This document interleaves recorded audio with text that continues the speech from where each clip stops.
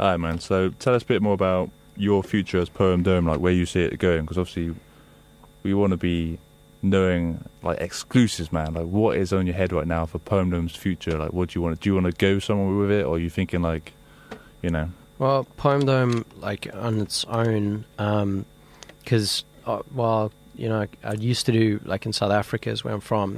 I used to do a lot of battle rap, like the battle rapping thing.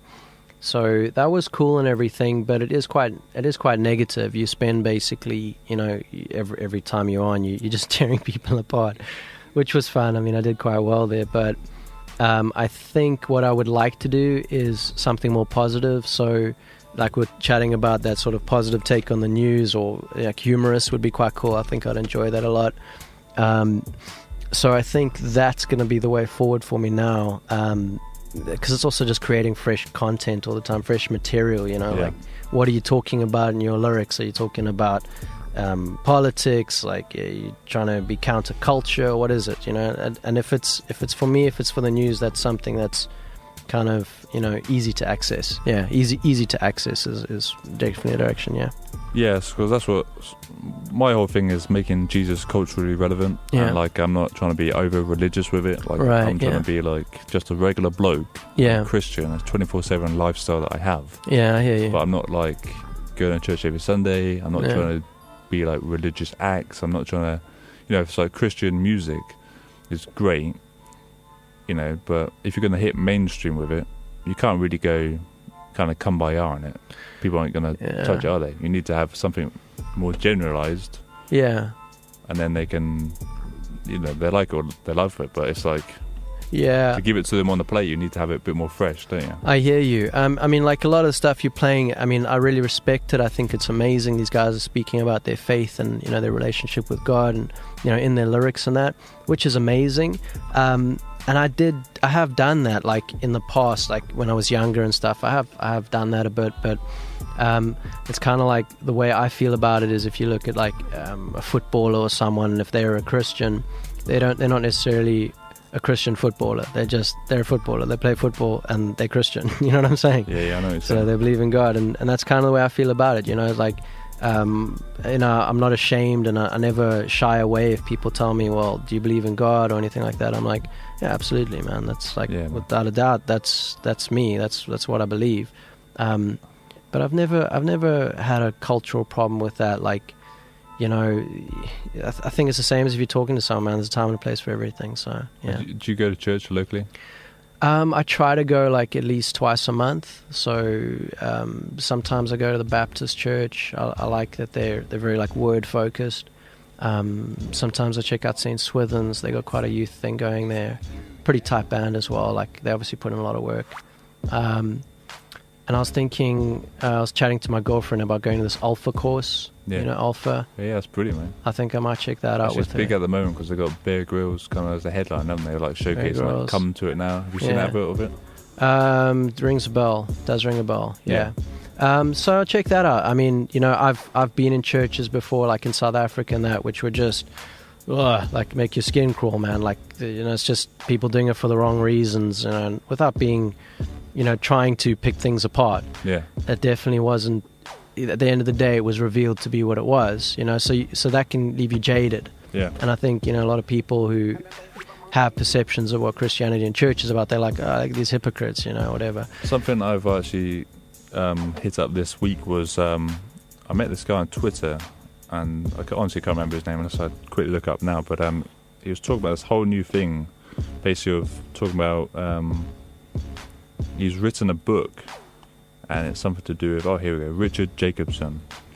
And he's a pastor in America. He basically was a pastor, and he's quit his job as a pastor. Okay. And he's written this book called The Unchurching Church, which is basically why have a church inside of a building, with the pastors being paid weekly and all this kind of stuff, and why do it like that? Why not just everyone kind of have their own say within the church? You come out of the church completely, maybe you do it in a park, on the beach, or you do it in your house, and you kind of just do your own thing, and but everyone gets a piece of it. Like everyone, you can say like one guy wants to do hip hop, one guy wants to do rock, and it's incorporated to worship Jesus? Yeah, man, think about I think it's a very loaded topic, man. There's so many ways of looking at it. I had this one friend. He was like 70 and a great musician, and he was just this amazing muso. And he had like toured with, I don't know if you've ever heard a dude called Reinhard Bunky or something. Anyway, he was like his worship leader and stuff.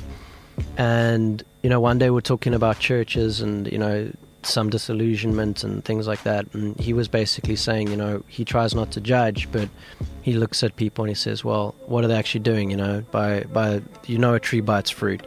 So I never try and like diss other churches or churches or people who go to church a lot, or that community, man. If they're helping the local community, I can't fault it. If they're helping the local community and people's lives are getting better, and that to me is the fruit that you're looking for in a congregation. Yeah, man. Another subject that I wanted to bring up, and something personal to me really, is that like for my music collection, I've actually been doing for a long time. I've been putting CHH on all my Christian hip hop. That's Christian hip hop CHH. Okay. And it's kind of like in America, they've done CHH and they put all the rappers in the box of saying CHH, and I think it works. For a time it works because you can say I hear you. Christian hip hop, and then you kind of the rappers that are coming up, they're starting to know Jesus and they're rapper, they can feel safe and also give the message out. That makes sense, yeah. But then you've got, say in England, we haven't really reached the stage yet of having CHH. Right. And we're still, a lot of like Christian rappers would say like there's nothing there, there's no like community based worship of Jesus like for hip hop, and no one's really saying like, oh, hip hop's a way of worshipping Jesus. So there is no CHH. However, in my own head now, I'm thinking to myself, when you say CHH, you're basically putting a rapper in a box and saying, look, they are a Christian hip-hop artist, as in Christian music. Yeah. Whereas really what you want and what you should be doing is saying, what I think, is to say, this is a Christian and he's a hip-hop artist. I hear you, man. I hear you. And clearly, like Jesus would say, go out into the world and preach the gospel. Yeah. So, Yeah, there's so many, like, again, it's loaded, like these Christian guys you've been playing for me, like the Christian hip-hop artists, it's like I respect them, man, but there's also a clear audience that they're aiming at, and you got to know your audience, man. Who you're speaking to, what are you speaking about?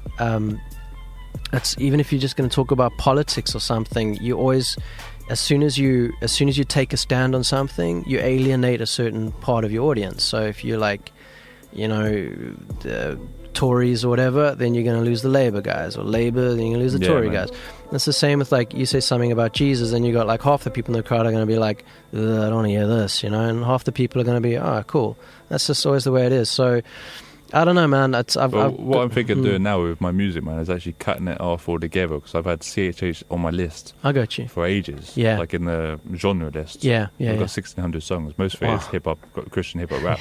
Wow. Now I'm thinking, has it come to the point now where I can actually change it and just put it back as hip-hop rap?